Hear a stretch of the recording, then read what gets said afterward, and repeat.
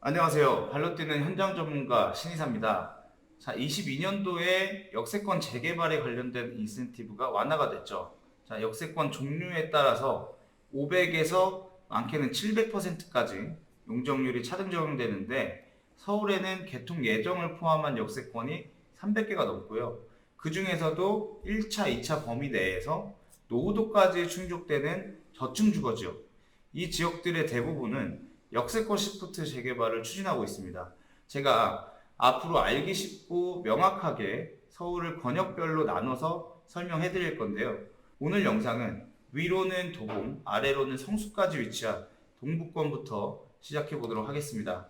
자, 오늘 중점적으로 다뤄볼 내용은요. 첫째, 어느 역세권에서 정비 사업이 진행 중인가? 둘째, 각 역세권 재개발 사업장들의 동의율은 얼마나 되는가? 셋째, 정비구역 지정을 통한 단기 가치 상승폭은 어느 지역이 가장 메리트가 있나? 넷째, 각 지역별로 필요한 초기 투자 금액은 어느 정도인가? 다섯째, 어느 지역에 부동산 관련 개발 이슈가 많고 또 그에 따른 정비 사업 완료 시점에 아파트 현물 가치는 어느 지역이 가장 높은지까지 말씀을 드려보겠습니다. 자, 먼저 동북권의 역세권 시프트를 추진하는 지역, 자, 성동구의 용담역세권 1구역과 2구역으로 나눠서 진행하고 있고요. 중랑구에는 사가정 역세권과 또 면목역세권이 있습니다.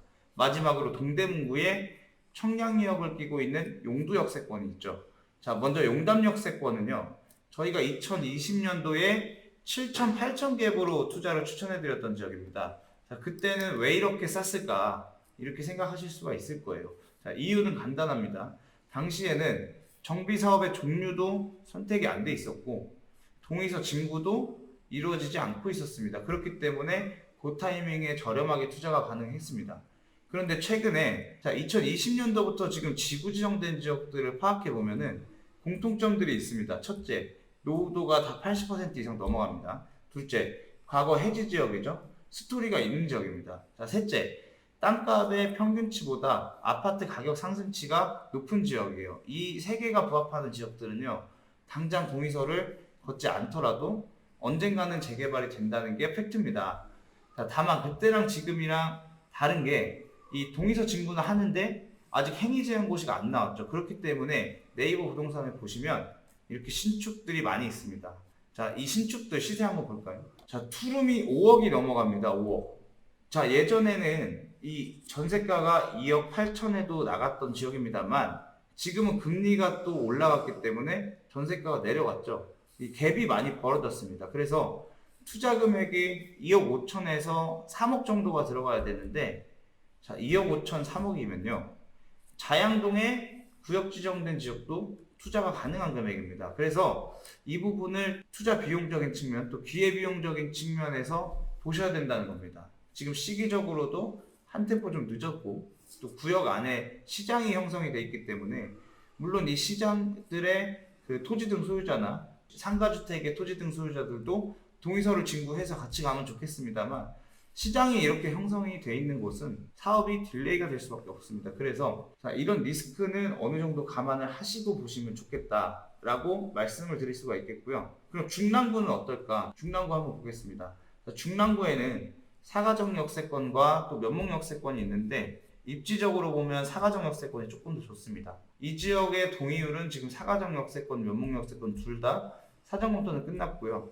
동의서는 60% 초반대로 지금 진구가 된 것으로 알고 있습니다. 그런데 사가정 역세권도 마찬가지로 이 먹자골목에 있습니다. 자, 이 지역의 바닥 권리가 1억이 넘는 곳이에요. 그래서 이게 약간의 변수가 될 수가 있고 또 사업적인 측면에서 딜레이는 불가피한 지역이다 이렇게 볼 수가 있겠는데 두 지역 다 지금 실질적인 투자 금액은 1억 5천만 원 정도입니다. 그렇기 때문에 내 투자 금액이 상한이 1억 5천만 원이다. 내 자금의 여력이 조금 더 이상 힘들다. 이렇다면은 어느 정도 좋은 투자처가 될 수 있겠지만은 사실 여기서 조금만 더 보태면은 또 상급지로 갈 수가 있거든요. 그래서 과거에 이 사가정 역세권, 면목 역세권 다 1억 미만으로 투자를 했었습니다. 그런데 동의서를 걷는 순간 이 모든 지역들의 금액이 올라가게 되겠죠. 사전 검토가 들어간다거나 행위 제한 고시가 나온다거나 이런 부분들을 고루 한번 살펴보시고 기회비용적인 측면, 내가 투자가 들어가는 타이밍에 기회비용적인 측면을 보시고 투자에 임하시면 좋겠다. 이렇게 정리를 한번 해드릴 수가 있겠습니다. 자, 오늘 영상은 또 어떻게 보면은 용두를 부각시키려고 이 영상을 제작하는 것이 아니지만 자연적으로 그렇게 부각이 된다는 것을 또 여러분도 이 영상을 보시면서 느끼실 수가 있을 겁니다.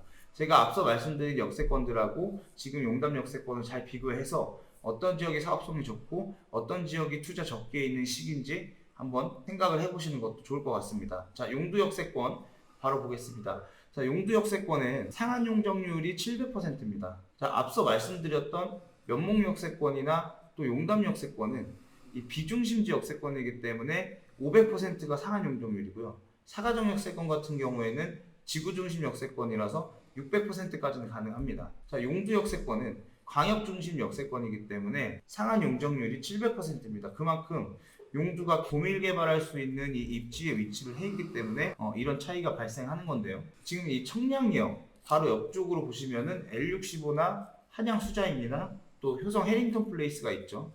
지금 촉진지구로 지정이 돼서 용적률 1000%씩 받고 지금 입주를 앞두고 있습니다. 자, 여러분, 청량리역은 개통이 확정된 노선까지 하면은 12개 노선이 지나갑니다. 서울에 12개 노선이 지나가는 역사는 청량리역 말고는 없죠. 그리고 청량리역을 중심으로 또 우측에는 전농답신 뉴타운이 있고 위쪽으로는 제기동과 청량리동이 재개발을 하고 있습니다. 최근에 또 청량리동 그 미주 아파트 인근으로 특별계획구역이 지정이 됐고요. 아래쪽으로 용두동이 있는 겁니다.